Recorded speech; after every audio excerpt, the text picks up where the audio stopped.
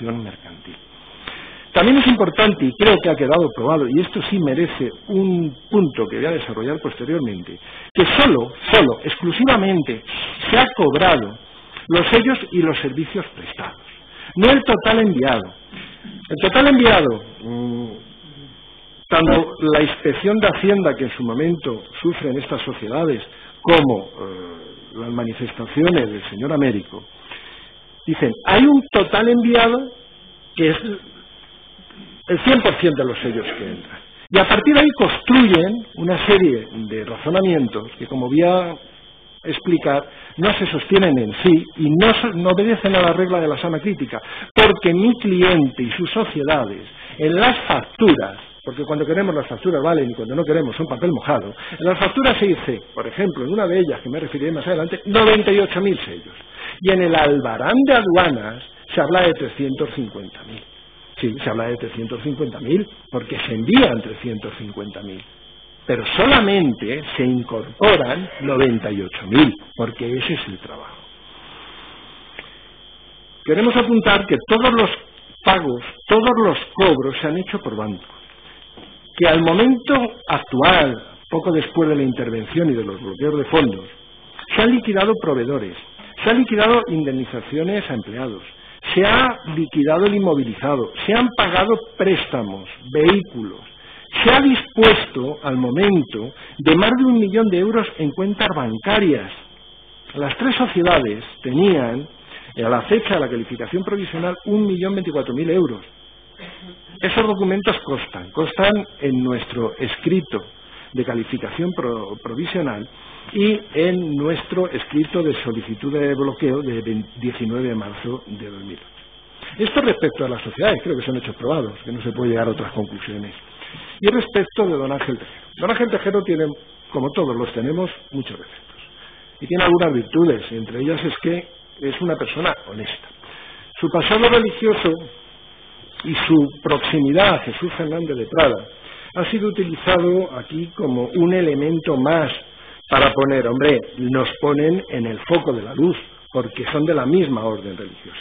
Sin embargo, según los hechos que se han acreditado, don Ángel Tejero es una persona honesta y que no conoce la procedencia de los sellos. Y no los conoce porque no lo puede conocer, porque Fórum Filatélico ya se ha encargado, cuando le entrega los lotes, las cajas de sellos, de que no haya posibilidad de conocer.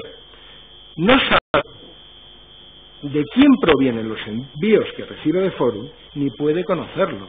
Y tampoco le puede extrañar, porque Fórum Filatélico se dedica, y su objeto social es la compra y venta. Y a cualquier persona que se dedique al comercio no le extraña que haya calidades que no interesen y se vendan, que haya movimientos de mercadería, porque volvemos, es la confianza en las relaciones mercantiles. Yo vendo una cosa y compro otra. No tengo por qué saber, oye, mira, te mando este coche, me cambia las dos cosas y se lo mandas al cliente y le cobra las reparaciones y los bienes que les has incorporado. No hay, ni eventualmente, una duda sobre este elemento. Tampoco conoce más allá el destino. Es decir, aquí también ha quedado acreditado que se han mandado a estos clientes sucesivos que su cambio ha sido por comunicación de ellos mismos, de a partir de tal fecha me lo vas a mandar aquí y a partir de tal fecha me vas a facturar a esta sociedad, lo que no es extraño, y no conoce, a dónde van posteriormente los sellos y a dónde van los fondos, porque no tiene posibilidad y además no le interesa. Además, don Ángel Tejero no dispone de cuentas en el extranjero. No dispone de cuentas en el extranjero, aunque haya habido un ruido incriminatorio a lo largo de todo el procedimiento. Ni ha estado en las instalaciones de Watson ni de los otros clientes. Ni ha estado en Gibraltar. Y todo su patrimonio, como podemos ver con un auto de insolvencia del juzgado de instrucción, lo tenía metido en sus sociedades. ¿Por qué? Porque creía en su proyecto, un proyecto que le daba dinero. O sea, no nos engañemos, no es bueno y benéfico, es un empresario, y un empresario que hace un trabajo y que lo hace conforme unos parámetros del mercado. De hecho, cuando se han firmado los contratos y las ofertas de compra de precios son conforme una referencia. Toda esta prueba, evidentemente, nos lleva ahora a todo este resultado de la prueba, a pasar muy a bola pluma sobre eso que he llamado yo, con todo el respeto al Ministerio Fiscal, ruido incriminatorio. Ruido incriminatorio porque empezamos hablando de la operación y del tiempo que el señor Tejero, una vez que se seculariza, acude a Jesús Fernández de Prada y mantiene una sociedad que denomina European Philatelic, donde se le dice que es el gran partícipe y en un momento dado administrador, liquidador, y que sí, que puede ser, pero su participación, y lo pone en el registro, no quiero recordar más, es un 4 y un 5%, como mucho. Y siempre a diferente nivel con lo que es en la capacidad de seducción y de dirección del señor Fernández de Prada. La señora María Cabezón ha reconocido que las funciones que hacía don Ángel Tejero en esta sociedad eran las mismas de ella. Un poder, un control de los sellos, los cheques, que están los documentos en autos, son de la sociedad, los firma Jesús Fernández de Prada, se ingresan en el banco o se envían. Y se hacen las gestiones en aduanas. El siguiente punto que se nos está diciendo es que no tiene sentido el realizar facturas, que lo que ha hecho mi cliente es realizar una serie de facturas falsas, de cambiar el número de sellos comprados, para ocultar el conocimiento del tipo delictivo. De una atenta factura de lo que es el informe de inspección, obrante, como hemos dicho, al tomo 203, página 66.330, la inspección en su página 66.333 manifiesta que todos los requerimientos que se hacen sobre el número de sellos son anteriores a la intervención. Estamos en sede de inspección. Los que hemos sufrido una inspección sabemos dónde nos encontramos. Se nos pide todo, hasta los tickets de los cafés cuando estás con un cliente. Se pide todo. Y se pide por método y por sistema. Hay una diligencia a la que se recoge en este informe el 16 de noviembre de 2005. 16 de noviembre de 2005, 8 meses antes de la intervención. Hasta ese momento, por un filatélico era intachable. Ibas a un banco con un documento de Fórum Filatélico y no dudaba de su validez. Era prácticamente los papeles de los inversores servían para ignorarlos, para pedir créditos. Estamos hablando de noviembre de 2005. Y dice la inspectora: con mis facturas originales, dice, solicito que se aporten facturas originales emitidas y recibidas de los ejercicios 2001 o 2004. Si en las facturas no constan detalles de los sellos vendidos o adquiridos, relación de los mismos y de sus valores unitarios de compra y venta. Esto lo pide la inspección. Esto no se pide en sede de derecho penal, esto se pide en sede de derecho administrativo. Nada que ver con una imputación por estafa. Estamos hablando de dinero, de evitar un acta, porque la inspección, desgraciadamente, cuando te llama a tu puerta, te levanta un acta. Y como ha dicho un compañero, normalmente ese acta sirve para empezar a negociar o acabar en los juzgados de los contenciosos. Posteriormente, hay otra diligencia a la que también se refiere la inspectora actuante en su informe, que es de 12 de enero de 2006, y dice textualmente: el representante del sujeto pasivo manifiesta que no existe en relación ni registro de almacén de entrada ni de salida de mercancía, decía el Ministerio Fiscal. ¿Por qué no se lo ha dicho a la inspectora? Pues se lo hemos dicho por activa, por pasiva y por perifrástica. De hecho, pedimos en nuestro escrito de calificación profesional la totalidad de las diligencias de inspección.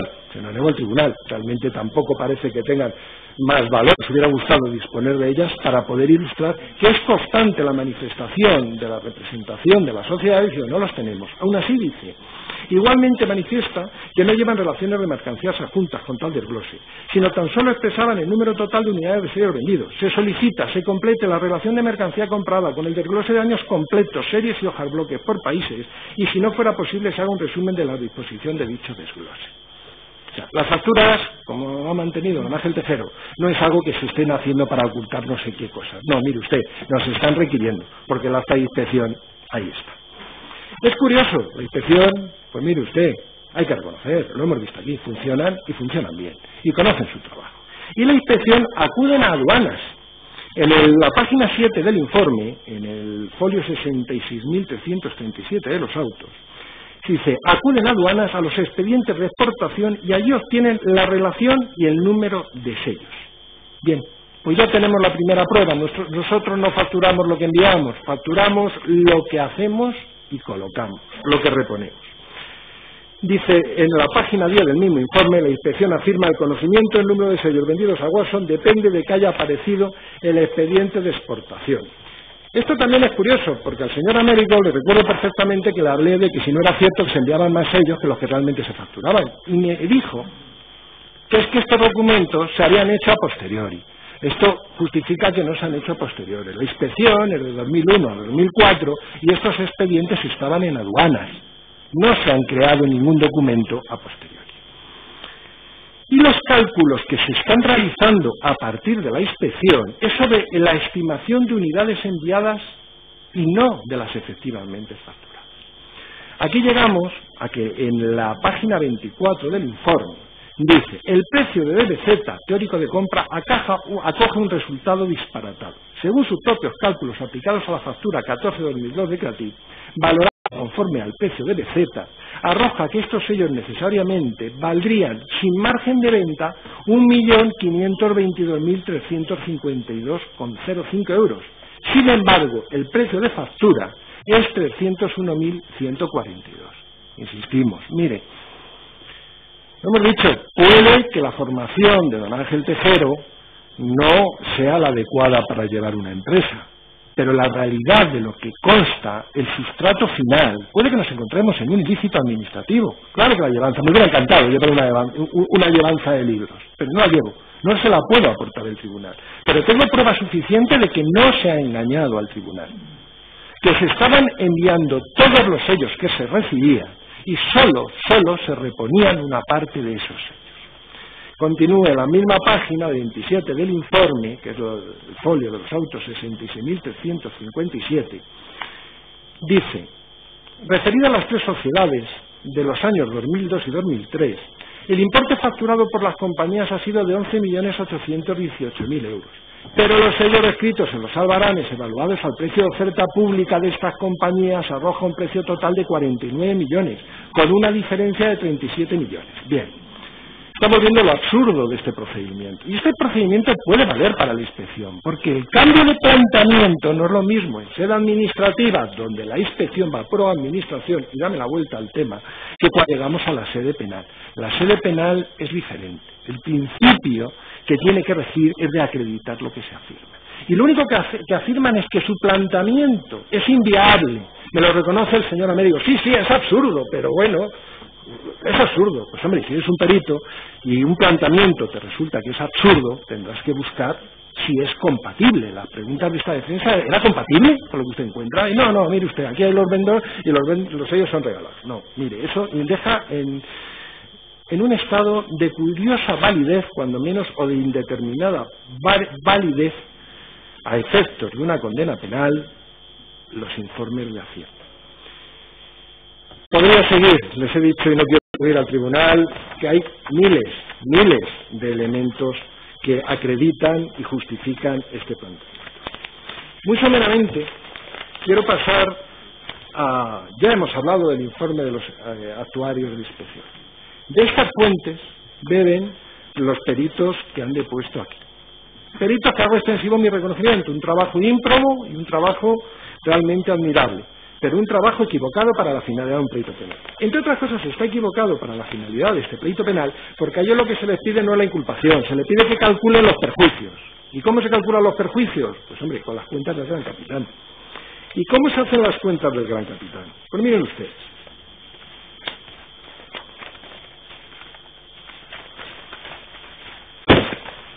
Hay más, me voy a referir solo a una factura, pero lo reconoció el señor Américo, y si el tribunal tiene interés, pero creo que les cansaría y les aburriría, hay más casos. Mire usted, el día 19 de marzo, cuando el señor Américo coge a las 11:30 el grupo 7, que lo denominan sus filminas CAS, CAS, compañías, llega a la factura 1-2003, factura que tengo aquí delante. En esta factura dice 9 cajas, 98.000 sellos. En aduanas, 386.816. Y el trabajo es bueno, sí, 98.000 sellos. Aduanas, 386.000.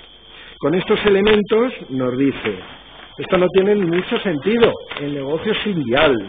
Nos mantiene que el negocio no es viable, que este planteamiento no tiene sentido. Y se le vuelve a preguntar, ¿no será que se están vendiendo otras cantidades? Y nos dice que no puede ser. Mire, otro documento. Estos dos que me he referido en estas filminas son los documentos 2 y 3. Y puede ver en el cuadro de abajo que dice factura 98.000. Importe de la factura, 225.326.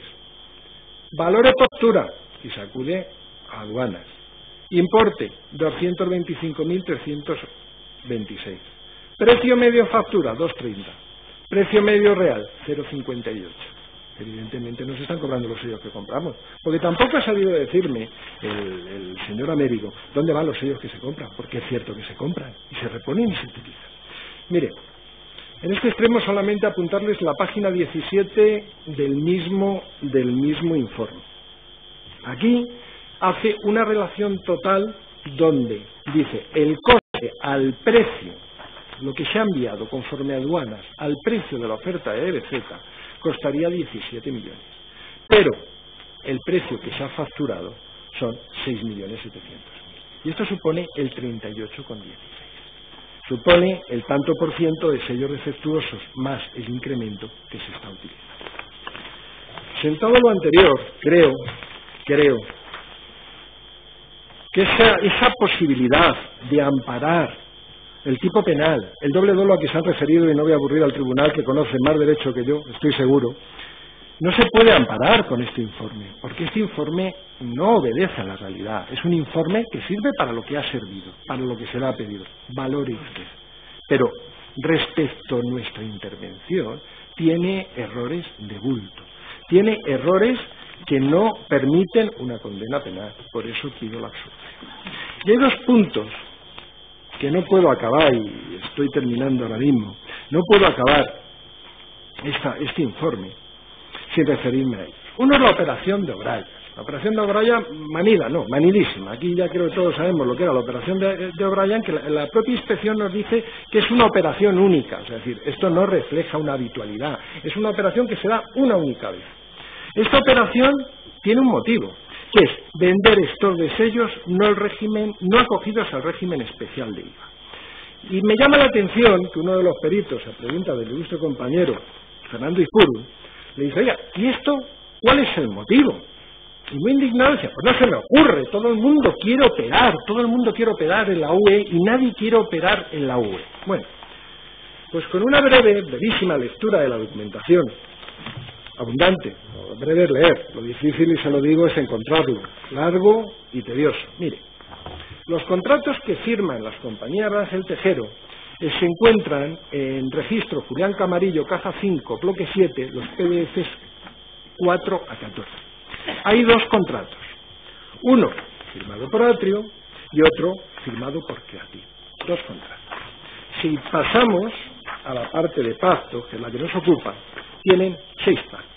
Y el segundo de los pactos dice, el régimen esencial de este acuerdo, que todas las rentas sin excepción se lleven a cabo bajo el régimen especial previsto en la Directiva 94.5C. El otro contrato, también. Y si nos vamos a la declaración que presta el señor Pedro Ramón Rodríguez, en sede de instrucción, hay dos contratos que aportan. Estos contratos están en los folios 6.775 y 6.778.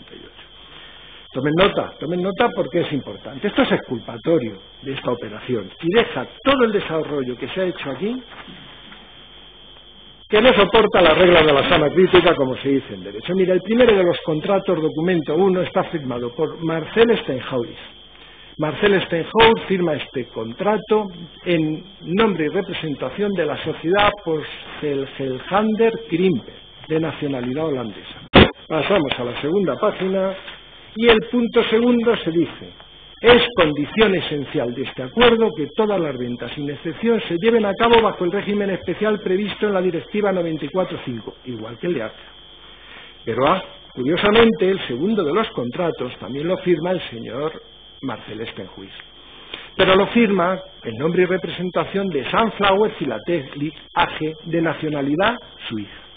Y la sorpresa viene cuando miramos el segundo de las páginas. Ya no son 6 los puntos, son 5, porque el segundo ya no habla de que se tenga que acoger al régimen especial. Esto acredita que no es algo baladí y no es algo caprichoso, y mucho menos es algo delictivo, ni se sacan fondos, ni se funciona de una forma oculta. Mire usted, la operación además es económicamente inocua para Sprint. Cash, Creative, Atrio y Stam, trabajaba con un incremento del 35% pactado por Sprint. Eso es el incremento con el que se funciona. Y el precio a que se factura es al mismo. Sprint gasta lo mismo por esta operación. No olviden que en este 35%, que en un momento dado el Ministerio Fiscal dice que esta operación se ha incrementado un 60%. Bueno, que se ha incrementado un 60% no significa que el beneficio haya sido un 60%. Del 35% que mi cliente incrementa el valor de los sellos Sprint, un 21% es de IVA, porque estamos en el régimen especial. Y aquí no se divide base imponible, sino que va en la totalidad de la operación. ¿Esto qué le permite? Pues le permite, como se ha reconocido aquí, que el precio de Sprint sea el mismo, ha abonado el 35%.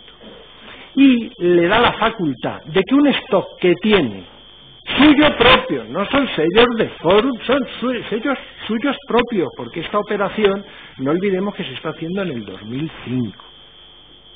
Perdón, se está haciendo mucho más tarde del 2005. La fecha no la tengo, pero bueno, es relevante y el tribunal lo puede comprobar.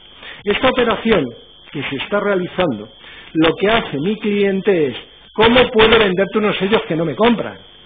Y habla con el señor Jesús Sánchez y dice: vamos a partir ese 35%, porque si pedimos un 40 o un 50 no nos los compran. Y yo tengo un stock que me lo estoy comiendo.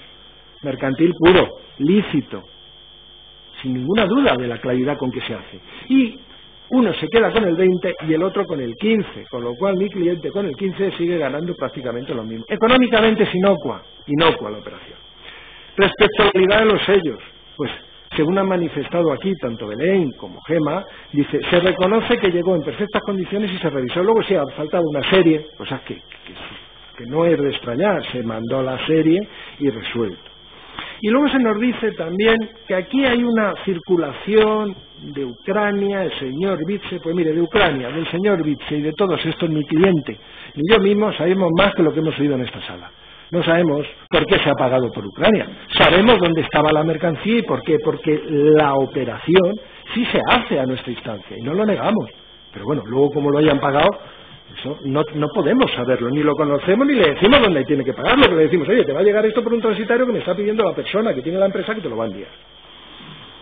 La operación es inocua, impecable y nada reprochable. Y finalmente, una de las que más quebradero de cabeza le ha dado esta Éfesis. Dicen los malos: difama que algo queda. Yo no quiero decir con esto que se haya difamado, pero sí se ha habido una diferencia de trato en las investigaciones y en las diligencias que hemos visto en esta sala. Mire, a mí me ha sorprendido mucho que el día 9 de enero compareció aquí el jefe del grupo de blanqueo, profesional como la copa de un pino, que aporte una máquina de billetes. Es decir, de verdad que me ha parecido, chapó, una máquina de billetes, y nos ilustra dónde se ha comprado la máquina de billetes y cuánto ha costado la máquina de billetes. Y además se nos habla de un correo electrónico que nos dice a quién pertenece el correo electrónico, que se ha intervenido la cuenta. Un correo electrónico de Carlos 3000, una historia que no iba con nosotros, pero me sorprende. Y sin embargo, nos encontramos con que al señor Ángel Tejero se le enseña un documento que hemos impugnado. Se le enseña, por el Ministerio Fiscal, un mail que pone: lo voy a decir en castellano porque mi inglés desgraciadamente es inexistente. Ángel, espacio, Tejero, espacio, río, @can.com. Bueno, este letrado ha hecho la prueba de intentar mandar a ese correo, y lo que le dice su teléfono móvil es que la dirección Ángel, espacio, Tejero, espacio, río, no es válida.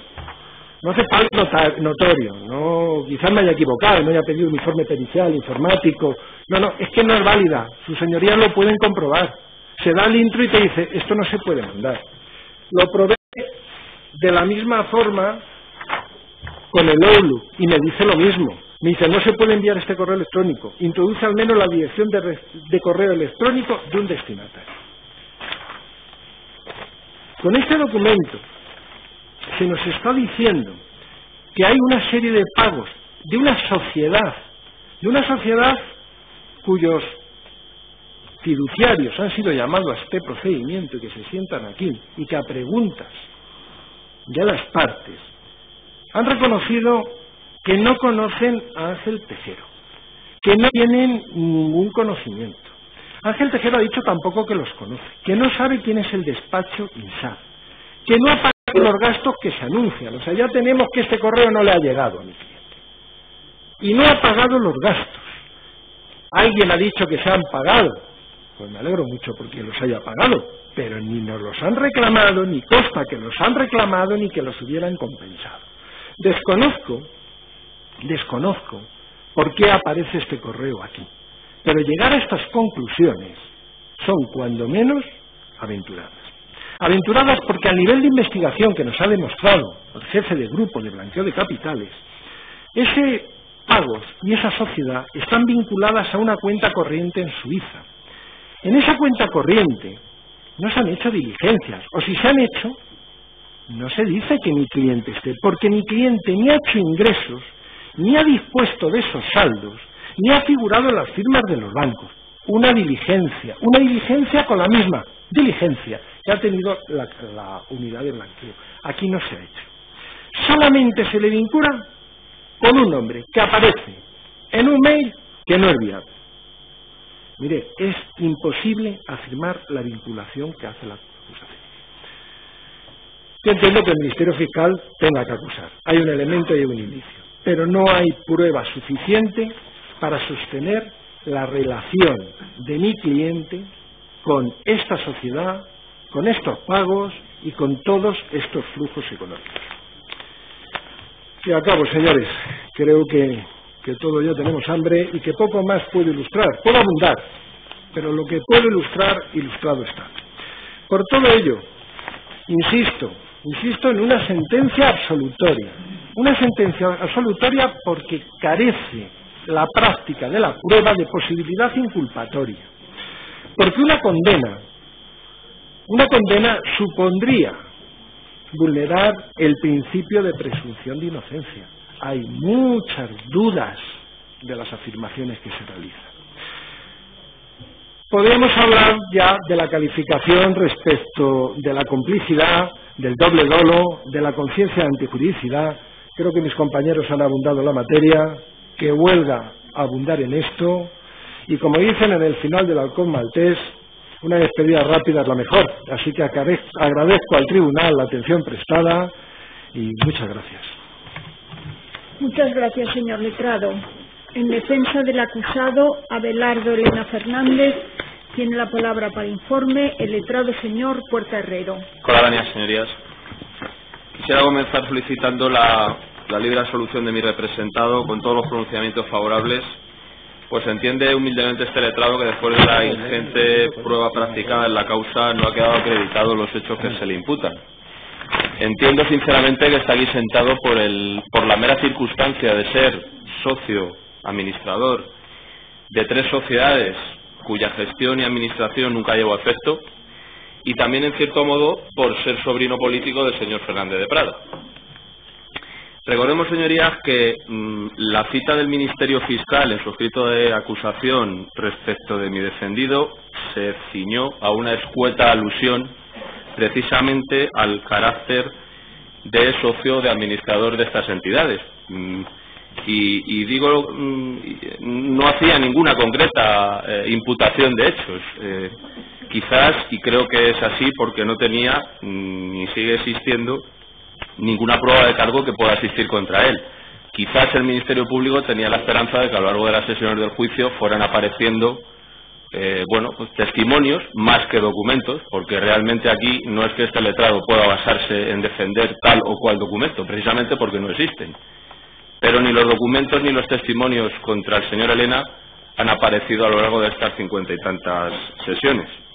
El Ministerio Fiscal mantiene esa petición de condena, entendemos porque es su obligación, aunque quizás pudo haberla retirado, quizás fue una ingenuidad pensar que podía haberlo hecho, pero solamente mantiene esa acusación sobre la base de pruebas indiciarias, pruebas circunstanciales, que en absoluto entendemos que desvirtúen o destruyan el principio de presunción de inocencia que asiste a mi defendido.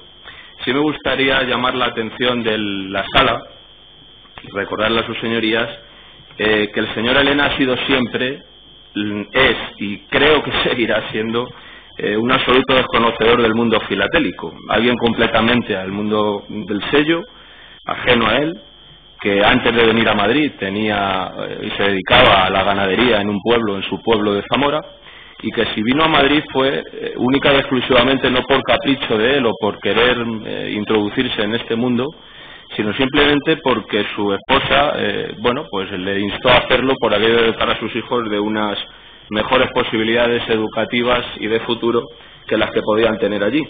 Y que fue el motivo final por el que acabó contactando con el señor Fernández de Prada, con su tío político, para que le diera un trabajo en Fórum Filatélico, del que era presidente, un trabajo que efectivamente también fue ajeno, y así ha quedado demostrado, a lo que es el aspecto filatélico dentro del propio Fórum Filatélico. Hechas estas breves consideraciones, tengo la obligación, y voy a hacerlo, de analizar la prueba y de constatar y aportar a sus señorías, como es mi deber, lo que considero son hechos probados. Para ello, en primer lugar, quisiera hablar de la etapa del señor Abelardo Elena en Fórum Filatélico. Por parte del Ministerio Fiscal se ha venido a insinuar que el hecho de ser sobrino político del señor Elena podía hacer creer que fuera conocedor de determinados aspectos que generasen una sospecha o que, pudieran atribuirle una cierta punibilidad, cosa que no es así. Y también me gustaría dejar sentado de antemano que el trabajo del señor Elena en las filiales de Fórum Filatélico, porque no ha sido otro que en la gestión de las filiales de Fórum Filatélico, le conllevaba el 100% de su tiempo y de su esfuerzo. La jornada laboral da para lo que da y la implicación del señor Elena en esas filiales no daba para más que para ese trabajo.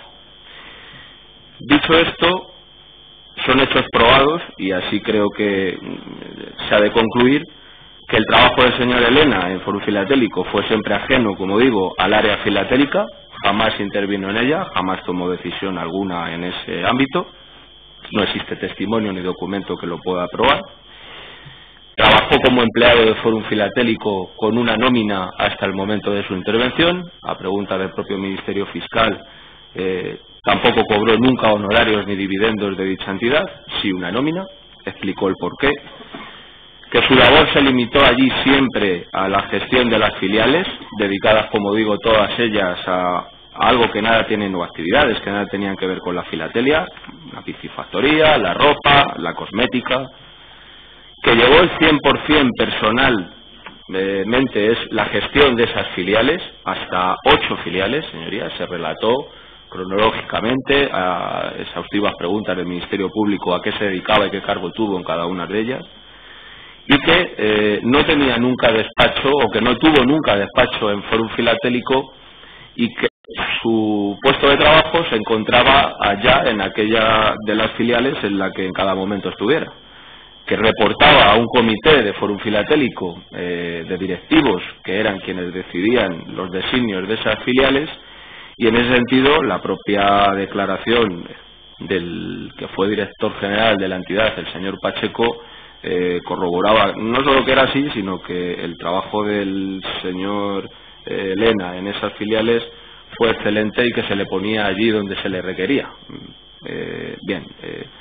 Algo que también llama la atención y que corrobora esa ajeneidad al área filatélica es el testimonio de alguien al que se ha dado aquí mucha repercusión, que es la señora María Cabezón, que ya en sede de instrucción a preguntas del señor fiscal argumentó o afirmó con rotundidad que su relación con Abelardo en Fórum no existía, que no tenía ninguna relación con él y igualmente aquí en sede de juicio oral afirmó que no le conocía o que le conocía, perdón, por ser sobrino del señor Fernández de Prada. Nada más, en esos términos. Sin embargo, señorías, hay dos aspectos que se han venido comentando recurrentemente a lo largo de la causa. Entiendo que por aquello de generar, o con la finalidad de generar cierta sospecha o abordar una averiguación de, que pudiera existir algún hecho punible que atribuir a la persona del señor Elena, pero que entendemos que no pasan de ser eso, meras sospechas que carecen de una solidez y mucho más de un soporte probatorio que pudieran concluir que sobre él pesa un actuar reprochable. Son dos los aspectos y me voy a referir a ellos de una forma lo más breve posible. Uno de ellos es la salida de cajas de Fórum Filatélico a las sociedades Creative Adri Stan, cosa que no se ha ocultado, cosa que es así, y mi compañero que me ha precedido la palabra ha explicado pormenorizadamente el motivo y el porqué. No obstante, el Ministerio Fiscal deslizó la idea de que como el señor Elena era sobrino del señor Prada, existían posibilidades de que la salida de cajas de sellos de Fórum Filatélico hacia Creative fuera de conocimiento del señor Elena. Sin embargo, aunque ha tratado de probarlo, no lo ha conseguido. No ha llevado a éxito esa obligación que pesaba, y lo que sí ha quedado acreditado es justamente lo contrario. Ha quedado acreditado que quien retira las cajas de Fórum Filatélico es el señor César Huergo, así lo expresó y lo reconoció con rotundidad, que lo hacía a instancias del señor Tejero. Lo confirmó doña Belén Gómez, que explicó cómo se entregaban las cajas al señor Huergo en el muelle de Fórum Filatélico y demás, sin clandestinidad, eso también ha quedado claro. El propio señor Elena manifestó con total rotundidad a preguntas del Ministerio Público que desconocía ese efecto y que no intervino en ningún momento en la salida de cajas.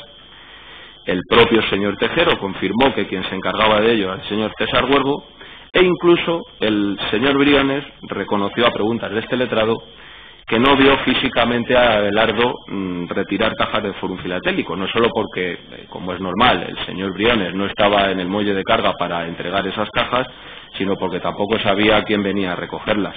Y digo esto solamente por mencionar, por aquello de que el señor Briones en su intervención hizo una somera mención a que cuando comenzó a tener ciertas reuniones con el señor Prada a la hora de hacer el traspaso de poderes en lo que era la presidencia de Fórum Filatélico, allá por el verano del año 2000, pasado verano del año 2000, hacía alusión a que existía una instrucción del señor Prada de que se debían entregar cajas a las empresas de Abelardo, así se dijo, a las empresas de Abelardo.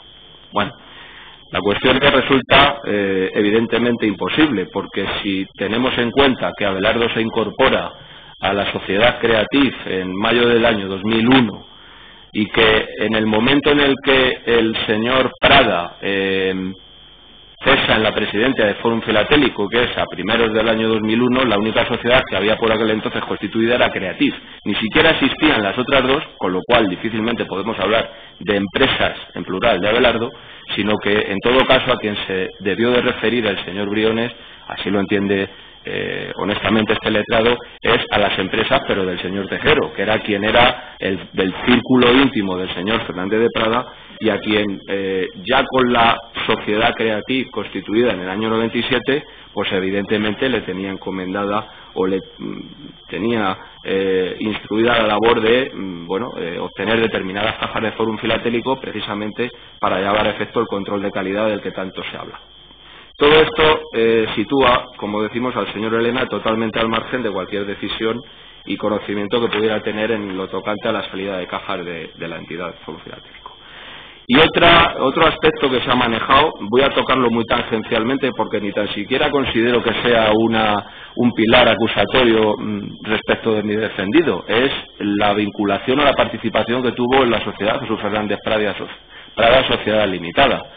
Se ha hablado mucho al respecto por aquello de tratar de conseguir una trazabilidad de cómo fueron las acciones desde el señor Prada hasta quien acabara teniendo el control de las mismas, y en ese sentido la operación de venta de las participaciones, escasamente 6, que tuvo mi representado en esa mercantil, en ninguno de los casos nos aboca a la existencia de una conducta que pudiera considerarse punible. Es decir, jamás, de hecho, jamás el señor Elena ha tratado de ocultar esta operación. Él mismo, de motu propio, en fase instructora, aportó al señor Pavía, al Ministerio Público, los documentos en los que quedó formalizada esa operación. Obran a los tomos en el tomo 161, folio 50.213 y siguientes.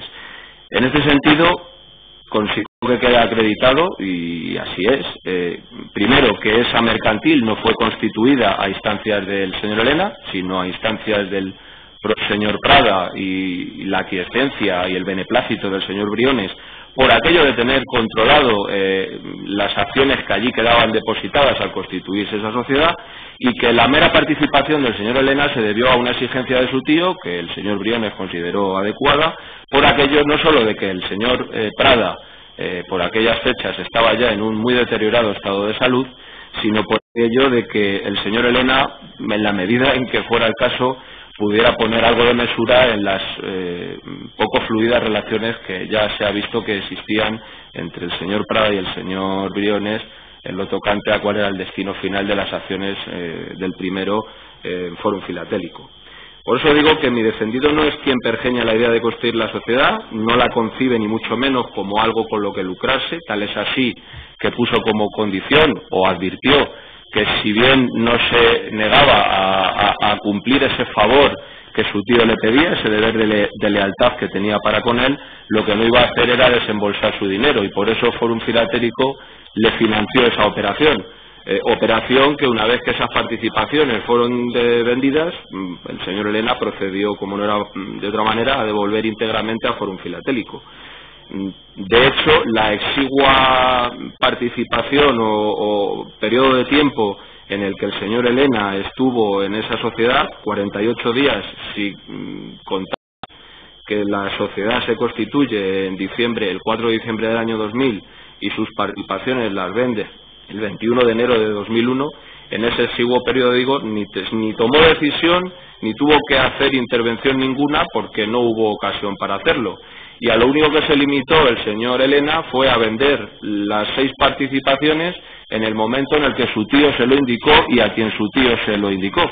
Y así fue el 22 de enero del 2001, en un contrato que efectivamente el Ministerio Fiscal ha tenido a bien incluir, dato que ha incluido en sus modificaciones al escrito de calificaciones definitivas, y que, bueno, obra en los mismos términos o que tiene igual contenido a los contratos que firmaron tanto su tío, el señor Prada, como el señor Briones en esa misma fecha. Pasando ya a analizar lo que realmente constituye el principal motivo por el que el señor Elena tiene que estar dando explicaciones en este procedimiento penal, es su relación con las sociedades Creativ, Atrio y Stan Collectors. Es importante, creo, contextualizar la entrada del señor Elena en estas entidades, por lo menos en Creativ, que fue la pionera o el toque inicial en la que él participó. Y hay que vincularlo exclusivamente a la enfermedad del señor Fernández de Prada, porque si el señor Fernández de Prada no hubiera padecido aquella enfermedad hasta el extremo de acabar produciendo su cese en Fórum, muy probablemente el señor Elena hubiera seguido trabajando en Fórum, lo que sí ocurrió, porque finalmente no fue cesado en Fórum, pero creo poder decir que no hubiera recaído en este tipo de sociedades dedicadas al mundo de la filatelia, porque no era ni mucho menos su interés ni su intención. Cuando su tío comienza a estar gravemente enfermo, así lo explicó el señor Elena y ha sido corroborado también por el señor Tejero, es cuando dentro de la preocupación que el señor Prada tenía de alguna manera por proteger el futuro de su sobrino, es cuando le da la idea de ponerle en contacto con el señor Tejero, que ya tenía una sociedad filatélica constituida, para que, de alguna manera tuviera el señor Elena un asidero al que acudir en caso de que se produjera su cese o su despido de Fórum Filatélico, cosa que al final no ocurrió, pero que fue el motivo, como digo, de que el señor Elena acabara asociándose con el señor Tejero en Creative. Y digo esto porque el señor Elena no tenía intención alguna de dedicarse a la gestión y la administración de esa sociedad, porque el 100% de su tiempo, aunque me repita, lo dedicaba a las filiales.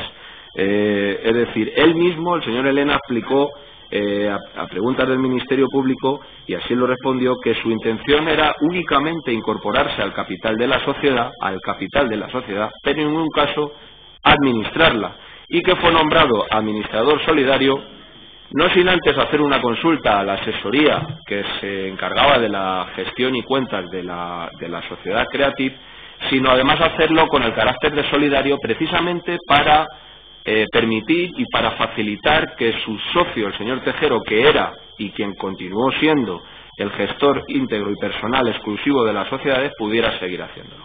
Por eso se acudió a la figura de la administración solidaria. En este sentido, consideramos que son hechos probados.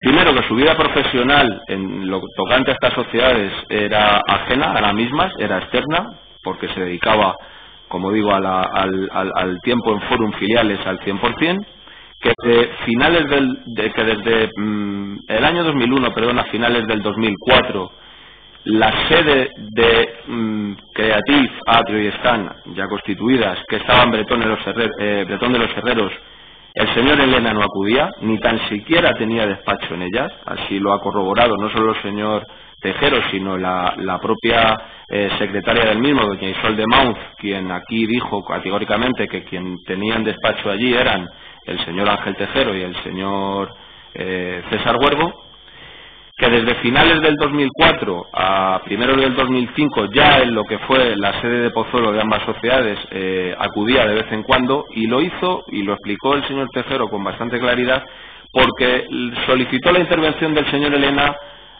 a resultas de determinadas reivindicaciones o conflictos que la plantilla, no poca, 24 trabajadores que tenía las sociedades, estaba empezando a manifestar en torno a unos incentivos por la productividad. En ese sentido, el señor Elena empezó a acudir para intentar resolver estas cuestiones, y así lo reconoció también la empleada de las sociedades, doña Gema del Río, que afirmó que cuando ve al señor Elena es cuando ya están en Pozuelo. Dicho lo cual, debemos abordar o incidir en lo que fue o ha sido la nula participación del señor Elena en la gestión y en la administración de las sociedades. El Ministerio Público ha sido muy minucioso, muy exhaustivo a la hora de exhibir documentación a las distintas personas que se han ido sentando para prestar declaración, pero evidentemente no ha podido presentar documento alguno que demuestre la participación del señor Elena en lo que es la gestión ordinaria diaria de las sociedades de las que es socio partícipe. Y mucho menos poder atribuirle a este un conocimiento de lo que realmente se cocía en las sociedades. En ese sentido, ha acreditado, primero, que no conocía ni participaba a esa operativa y a esa gestión, que no tenía contacto alguno con la filatelia, que no trató nunca con los proveedores ni los clientes de esas sociedades. Veamos algunos de los ejemplos. Por ejemplo, el señor Juan Miguel García Gómez en todo momento ha mantenido que sus relaciones con las sociedades Creative, Atrio y Stan lo eran con Ángel Tejero, jamás citó al señor Elena. Don Jesús Sánchez incluso denomina a las sociedades del señor Tejero como el bloque Tejero. Su relación comercial con ellas lo fue siempre y exclusivamente con don Ángel Tejero, jamás cita al señor Elena. El señor Marcos Álvarez, quien a preguntas del Ministerio Público manifestó que las tres sociedades era dueño el señor Ángel Tejero. El señor Max Weber, al hilo de su interrogatorio con respecto a la posible manipulación de facturas y cómo facturaba, tampoco ha citado al señor Elena. Belén Gómez afirmó verse sorprendida al conocer que Abelardo formara parte de empresas dedicadas a la filatelia. Y por supuesto María Cabezón, que afirmó que se enteró por la prensa que era administrador de Creative, que su interlocutor en Creative era Ángel Tejero y que nunca tuvo necesidad de hablar con Abelardo ni en Forum ni en Creative. Tampoco el señor Elena fijaba precios de compra y venta de sellos, no recibía documentos, no elaboraba albaranes, no elaboraba facturas ni desgloses ni list of contents de los que tanto se ha hablado. No existe documento alguno, ninguno, ni incautado ni aportado que diga lo contrario, ni ningún documento obtenido de ningún ordenador de las sociedades del señor Tejero y de mi propio representado. No realizaba pagos ni cobros, no hay ni una sola orden bancaria ni de pago ni de ingreso que lleve la firma del señor Elena, ni contrataba al personal de las sociedades ni fijaba los salarios de sus trabajadores. Todas gestiones ellas que, como decimos, realizaba en exclusiva el otro administrador, el señor Tejero, así ha sido reconocido por este. Muy brevemente se iba a decir, el señor Tejero reconoce que el señor Elena no tiene despacho en la calle Bretón, que acudió a Pozuelo para resolver cuestiones de incentivos, que seguía trabajando en Fórum para la sociedad Cebelaiper, cosa que ha quedado también acreditada, y que él era el único responsable de los movimientos sin pago en cuentas bancarias. Por lo tanto, y además hay un hecho que sí hay que darle también especial relevancia y a una prueba a la que el Ministerio Público basa en una muy buena medida su escrito de acusación, y es el informe de los peritos judiciales. En ningún momento los peritos judiciales han citado al señor Elena como gestor ni administrador en ninguno de los movimientos y de las operaciones que se han atribuido a estas sociedades. Es más, se refieren cada vez que hablan de ellas a las sociedades del señor Tejero. No obstante, señorías, el Ministerio Fiscal utiliza dos argumentos para intentar dotar o atribuir al señor Elena el conocimiento que el tipo penal de estafa exige para poder mantener contra él la acusación. Uno lo hizo por vía de informe, ambos argumentos. Uno ya lo venía desarrollando desde el propio escrito de acusación, que es el hecho de darle el carácter, que por el carácter de administrador, pues tiene que conocer e intervenir en la gestión de las sociedades. Y el segundo, del que ahora después hablaremos brevemente, es de que, bueno, pues la esposa del señor Elena tenía una nómina en la sociedad y por eso tenía que ser conocedor de lo que allí se ventilaba. En cuanto al primero, el de que por ser administrador debe conocer qué es lo que se hace en sus sociedades, ya hemos explicado cuál es el motivo por el que fue nombrado administrador solidario y no me voy a repetir.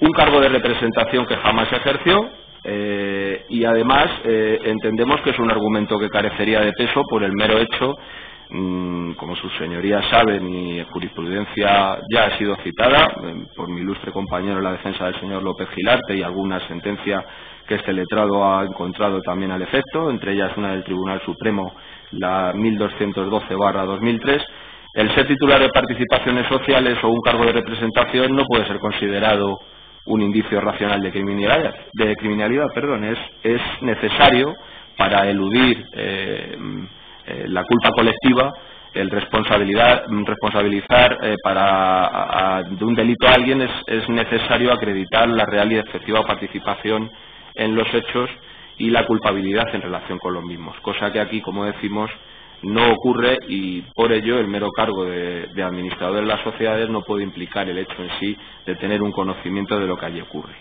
Además, el Ministerio Fiscal nos decía que no nos servía de coartada el hecho de argumentar que no se habían cobrado sueldos ni emolumentos de las sociedades. Eso es cierto, no se han cobrado, y que sí se cobraban dividendos. Efectivamente, se han cobrado dividendos, pero también es un argumento que carece de peso. Lo considero irrelevante, puesto que el hecho de cobrar dividendos de una mercantil, por el hecho de ser accionista o partícipe de una mercantil, no lleva implícito necesariamente el ser conocedor de lo que la sociedad hace y mucho menos de ser interviniente en su administración. Pero que además las cuentas anuales que las sociedades tenían depositadas y tienen depositadas en el registro mercantil eran cuentas anuales que desde un punto de vista formal eran perfectamente correctas y por eso alguna de ellas fue firmada, como así reconoció el propio señor Elena, porque efectivamente cumplían con los cánones y con la normativa que debe tener unas cuentas anuales a efectos mercantiles. Y en cuanto al segundo argumento, que como decimos sorprendió a esta defensa porque se trajo de una forma tardía, por vía de informe, nunca había sido argumentado con anterioridad por el Ministerio Público, quizás en un último intento por dotar de este conocimiento que decimos exige el dolo respecto del señor Elena, de que el señor Elena sabía lo que ocurría en las sociedades porque su mujer tenía nómina en ellas. Alude a una nómina de mayo de 2006, el mes de la intervención, pero entendemos que se trata, como decimos, de una mera hipótesis. La mujer del señor Elena no asistió personalmente jamás a ninguna de las sociedades de su marido. De hecho, la testigo doña Isolde Mauz, preguntada al efecto, afirmó categóricamente no conocer a la esposa de Abelardo, ni siquiera físicamente, y que nunca tuvo ningún trato con las esposas de los socios ni recibió nunca órdenes de ellas. En este sentido, si alguna explicación hay que dar, que no tenemos ninguna inconveniencia en darla de por qué las señoras esposas de los dos socios tuvieron nómina allí, se debe única y exclusivamente a una cuestión de beneficio fiscal, una cuestión que el señor Tejero propuso al señor Elena, y que aunque se mostró reacio en un primer momento, bueno, pues no se opuso a que su esposa pudiera tener una nómina en la sociedad si con ello se podía reportar algún beneficio fiscal, y que el señor Elena evidentemente se negó a ser él quien tuviera nómina. De hecho, el Ministerio Fiscal no ha podido aportar nómina del señor Elena porque no la tiene, toda vez que se negó, como digo, porque ya tenía su nómina en el propio Fórum Filatélico y por ahí no iba a pasar. Evidentemente no se iba a negar a que su socio tuviera nómina en las sociedades porque evidentemente al ser él quien la gestionaba al 100%, así debía de ser si lo consideraba oportuno. Quiero referirme muy brevemente a la afirmación que hacía el Ministerio Público en relación a que no podía servir de coartada el hecho de que los afectados, los acusados, al tener invertido dinero en Fórum Filatélico, bueno, pues pudiera ser esto, como digo, reconocido o utilizado como una coartada. En este sentido, tanto el señor Elena como algunos de sus familiares, los hijos, la madre, la hermana, en fin, han sido reconocidos como afectados y reconocidos sus créditos por la Administración concursal, en un importe aproximado de 52.000 euros. Es cierto que, bueno, es un argumento el del fiscal difícil de admitir respecto de la propia persona del acusado, porque entiendo que nadie quiere perder dinero, pero con lo que sí entiendo que casa mal, o no casa siquiera es en pensar que ninguno de los acusados quisiera a priori que sus familiares perdieran dinero, con lo cual entiendo que sí se ha de ponderar en su justa medida, el hecho de que si se tuviera invertido un dinero en un proyecto en el que, bueno, pues el señor Elena evidentemente tenía puesta fe. Llegamos con ello a una conclusión para ir finalizando. No se puede atribuir al señor Elena una complicidad en unos hechos que desconoce, de los que jamás tuvo un dominio funcional. No existe un conocimiento y tampoco existe un elemento cognoscitivo que nos lleve también a anudarlo a una voluntad de contribuir en nada. Estoy hablando de esos necesarios elementos del tipo, ese dolo, que en este caso queda descartado, que exige el delito de estafa y que al no darse, como digo, nos aboca necesariamente a decretar la libre absolución del mismo con todos los pronunciamientos favorables. No obstante, sí quisiera en 2 minutos hacer alusión a la posibilidad, en caso de que no sea así la libre absolución de mi defendido, es adherirme a cuanto se ha dicho en lo tocante a las dilaciones indebidas. El esfuerzo del Ministerio Fiscal, que entiendo y así lo digo, ha sido titánico y encomiable, lo entiendo, pero eso no quita que se hayan consumido 12 años de la vida de todos los que estamos aquí en la instrucción y enjuiciamiento de esta causa. Y sí me quería detener un minuto más en lo que entiendo que es importante y se ha de ponderar por el tribunal, que es la atenuante muy cualificada de reparación del daño. Esta parte presentó un escrito el 12 de septiembre del año 2017, argumentando que era nuestra voluntad destinar lo que pudiera ser de patrimonio del señor Elena a la reparación de ese daño. No olvidemos que además de encontrarse bloqueados los saldos y los fondos por más de 1 millón de euros de los que eran titulares las sociedades, también se encuentra embargado y retenido su patrimonio personal. Actualmente su nómina actualmente se encuentra embargada, han sido embargados también sus inmuebles, sus vehículos, incluso las cuentas corrientes de titularidad propia y las de su esposa. Y en ese sentido hay que aludir a una buena fe o una honradez también por parte de él, porque no ha distraído, ni ha ocultado, ni ha tratado nunca de evadir ese patrimonio, con lo que demuestra, como digo, una buena fe que no puede ser pasada por alto. En este sentido, señoría, no tengo nada más que decir, dar las gracias, al igual que han hecho mis compañeros anteriormente, tanto a la sala como a los intervinientes y demás personas, demás compañeros que hemos intervenido en el procedimiento. Que continuamos y que con Stenful sí. Se interrumpe la sesión, vamos a seguir a la sesión a las 4. El tribunal continuará por lo menos durante los dos acusados siguientes esta tarde, porque ya les indicaba que mañana no podemos hacer la sesión tan larga por la tarde. Se levanta la sesión, pueden salir.